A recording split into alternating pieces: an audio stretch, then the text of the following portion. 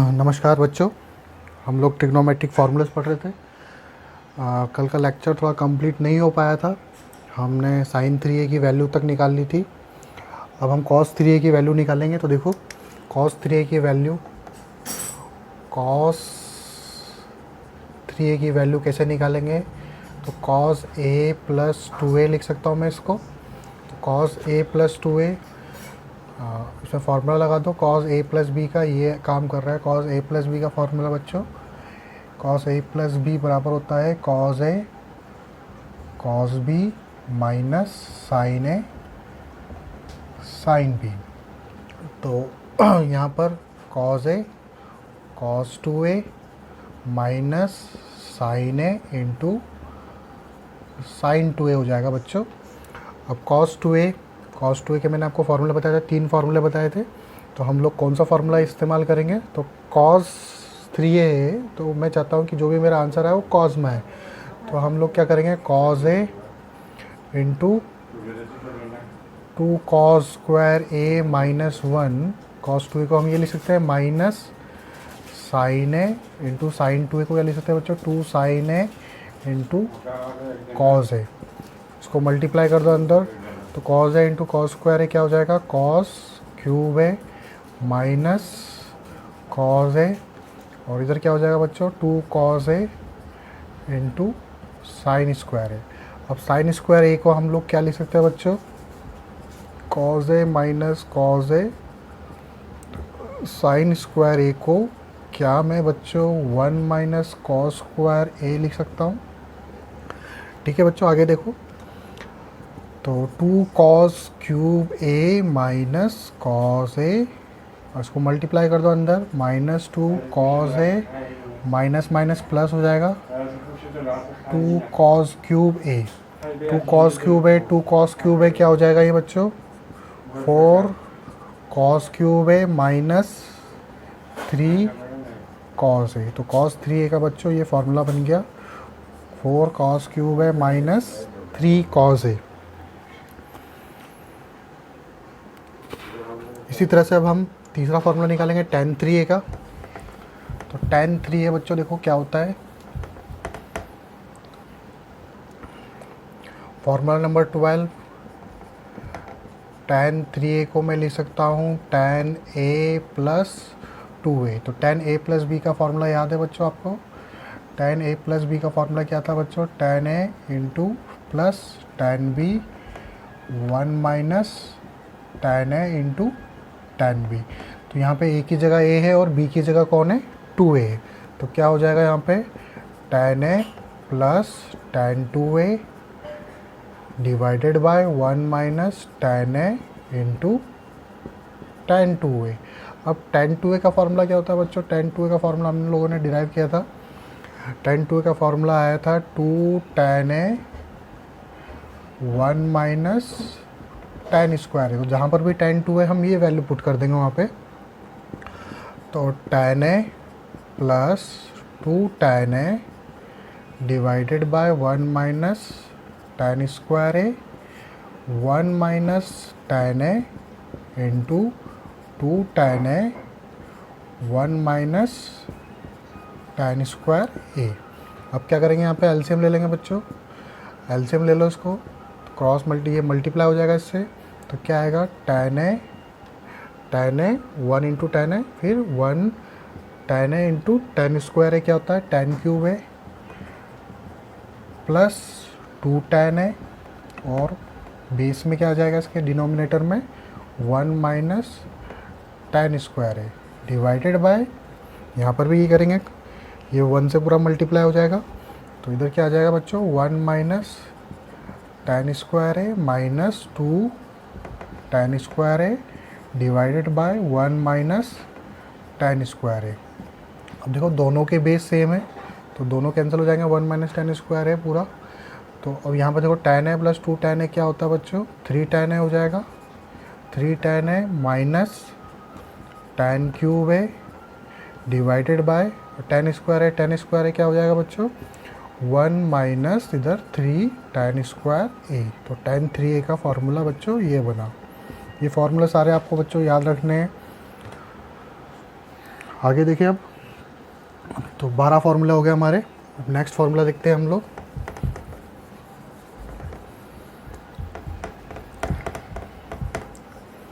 अगला फार्मूला देखो बच्चों, 13 फार्मूला। अब सपोज़ करो मैंने पूछा sine C plus sine D क्या होता है, तो कैसे निकालेंगे बच्चों ये। तो हम लोगों को फार्मूला पता है साइन ए प्लस बी का। साइन ए प्लस बी बराबर होता है sign A cos B plus cos A sine B. और साइन ए माइनस बी क्या होता है बच्चों,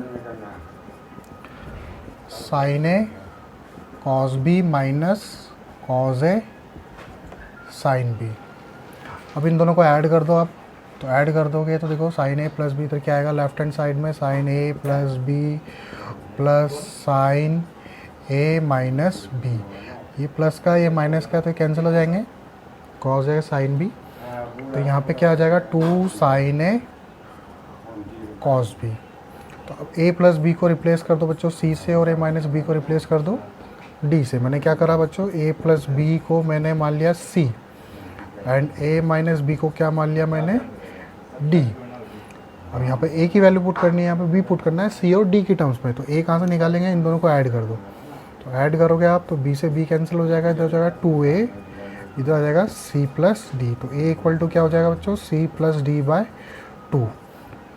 अब बी की जगह क्या रखेंगे हम लोग, again A plus B equal to C and A minus B equal to D. तो इसको सब्ट्रैक्ट कर दो, इधर माइनस माइनस ये प्लस हो जाएगा, इधर माइनस हो जाएगा। तो ये हो जाएगा 2b और इधर हो जाएगा c माइनस डी। तो b इक्वल टू हो जाएगा c माइनस डी बाई 2। तो जहाँ पर a है वहाँ पुट करेंगे हम c प्लस डी बाई 2, और जहाँ पर b है वहाँ पर पुट करेंगे हम c माइनस डी बाई 2। तो sine c plus sine d क्या होता है बच्चों,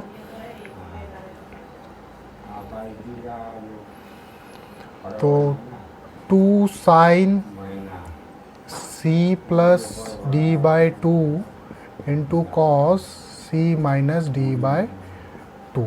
ठीक है बच्चों, sine C plus sine D का फार्मूला ये हो गया। नेक्स्ट फार्मूला देखो आप, sine C minus sine D का फार्मूला क्या होगा। तो साइन सी साइन डी में क्या करना है, यहाँ पे कुछ नहीं करना बच्चों, बस हमने प्लस किया था ये पूरे टर्म को, अब माइनस करेंगे। तो इधर माइनस आ जाएगा, इधर भी माइनस, और ये प्लस बन जाएगा। तो यहाँ पे क्या आ जाएगा बच्चों, माइनस आ जाएगा, और यहाँ पे क्या आ जाएगा, ये वाली टर्म कैंसिल होगी, plus plus 2 cos A sine B. Same वही, ए प्लस बी की जगह सी रखेंगे, ए माइनस बी की जगह डी रखेंगे। ए की जगह सी प्लस डी बाई 2 आ जाएगा, और बी की जगह सी माइनस डी बाई 2 आ जाएगा। तो क्या फार्मूला बनेगा बच्चों, 2 cos C plus D by 2 into sine C minus D by 2। ठीक है बच्चों, ये बन गया हमारा साइन सी प्लस डी और साइन सी माइनस डी। आगे देखते हैं बच्चों,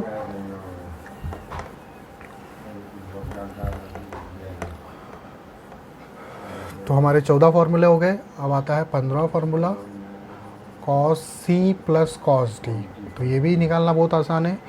क्या करेंगे, cos A plus B cos A cos B minus sine A sine B. And cos A minus B क्या होता है बच्चों, cos A minus B cos A cos B plus sine A sine B.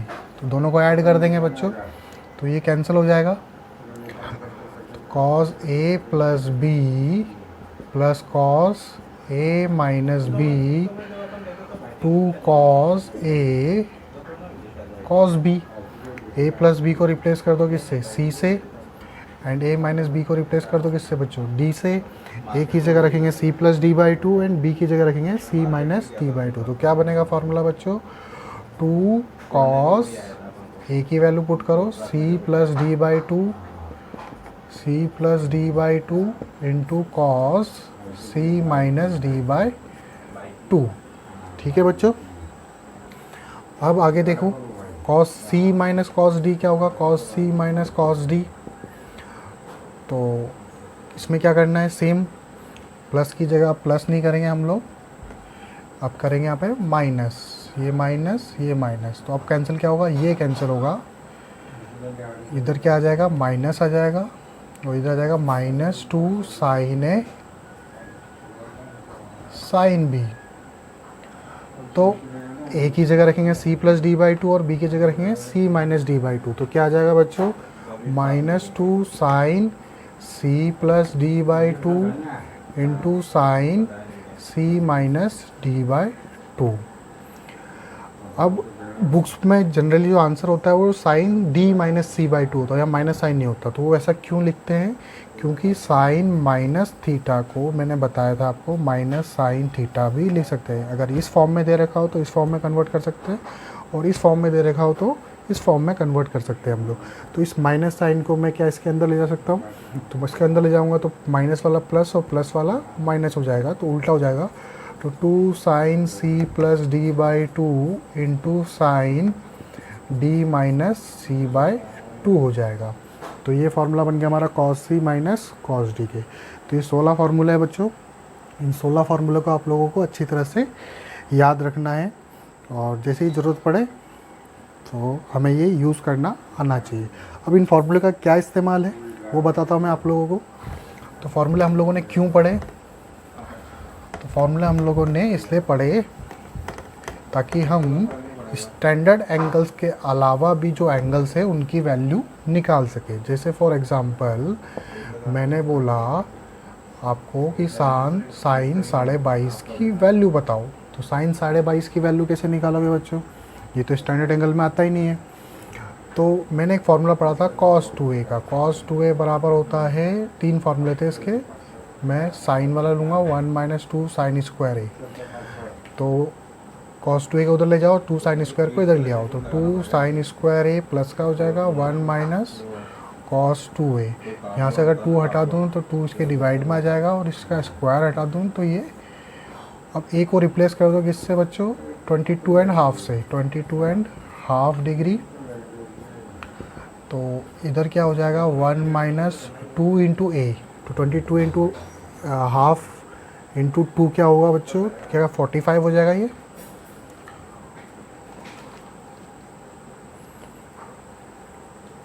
तो इधर आ जाएगा cos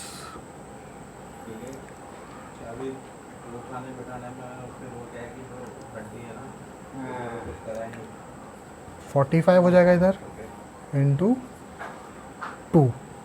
तो cos 45 की value बच्चों हम लोगों को पता है, cos 45 होता है 1/√2 डिवाइडेड बाई 2।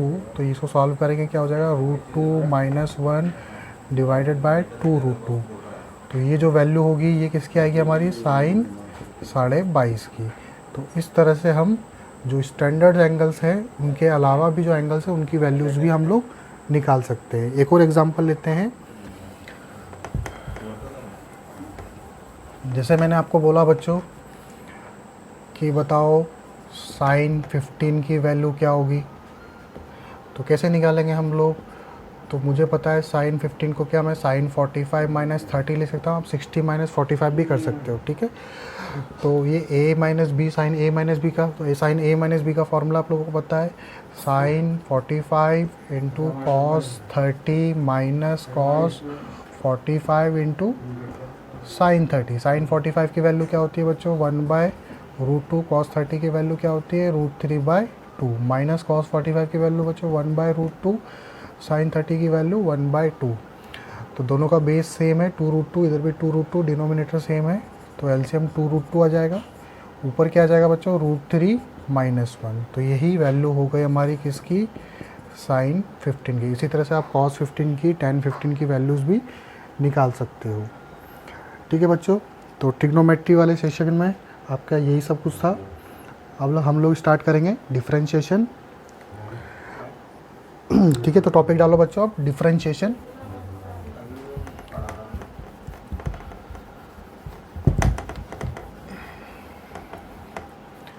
तो टॉपिक डालो बच्चों डिफरेंशिएशन। डिफरेंशिएशन का मतलब क्या होता है, डिफरेंशिएशन का मतलब होता है स्मॉल छोटे छोटे टुकड़ों में किसी चीज़ को बांटना।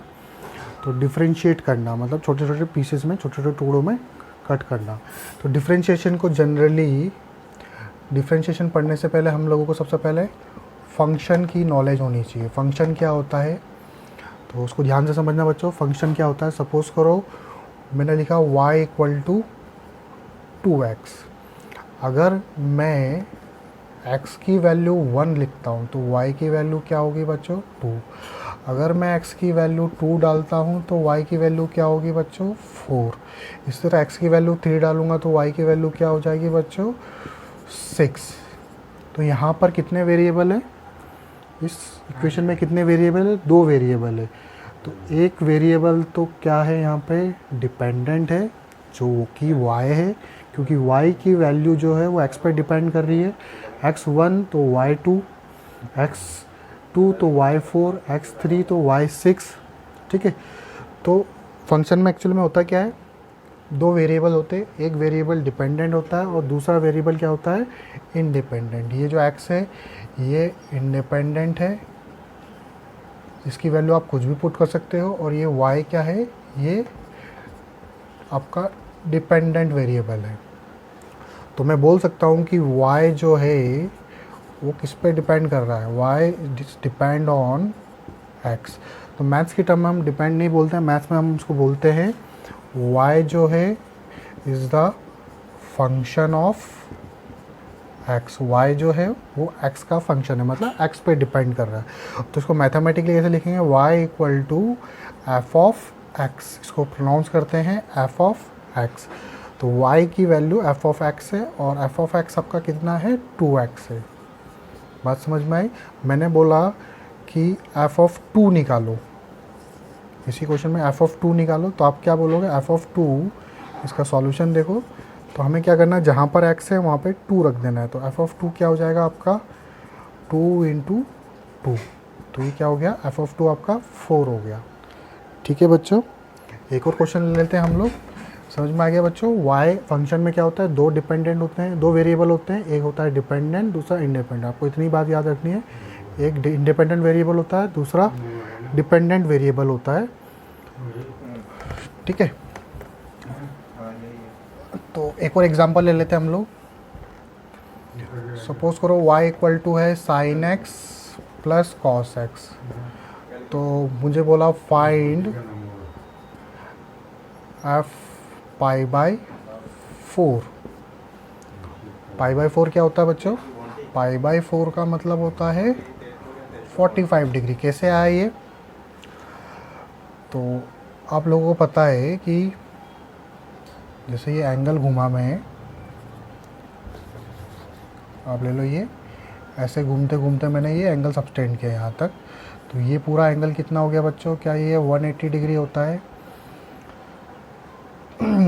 और यहाँ से लेके यहाँ तक जो ये आर्क बना, तो एंगल की जो डेफिनेशन होती है वो क्या होती है, थीटा बराबर होता है आर्क अपॉन रेडियस। तो आप देखोगे यहाँ से लेके यहाँ तक जो आर्क बना वो कितना बना आर्क, वो आर्क बना आपका 2 पाई आर का आधा। तो क्या लिखोगे आप पाई आर, और रेडियस की जगह क्या लिखोगे आर। तो आर से आर कैंसिल, तो थीटा कितना बना पाई। तो ये जो एंगल आया किस में आया, रेडियन में। और अगर हम देखें डिग्री में, तो हमें पता है डिग्री में कितना है 180 डिग्री। तो 180 degree equal to pi radian, और इसका अगर 1/4 कर देंगे हम लोग तो ये क्या 45 हो जाएगा इधर। तो 45 degree equal to pi by 4 radian. ठीक है बच्चों, तो यहाँ पर हमें फंक्शन की वैल्यू निकालनी है जब पाई बाई 4 हो। तो एफ पाई बाई 4 क्या होगा आपका, sine pi by 4 plus cos pi by 4। Sine pi by 4 की साइन 45 की वैल्यू क्या होती है 1/√2, कॉस पाई बाई 4 की वैल्यू क्या होती है 1/√2। तो इधर आ जाएगा √2 1 + 1, तो क्या हो जाएगा 2/√2। √2 से इस 2 को मैं क्या ऐसे लिख सकता हूँ, √2 इंटू √2 डिवाइडेड बाई √2। तो √2 से √2 कैंसिल, बचेगा कितना √2। तो फंक्शन की वैल्यू क्या आई √2। ठीक है बच्चों, फंक्शन हमको पता चल गया। अब हम वापस आते हैं डिफरेंशिएशन पर। तो डिफरेंशिएशन को जनरली रिप्रेजेंट कैसे करते हैं,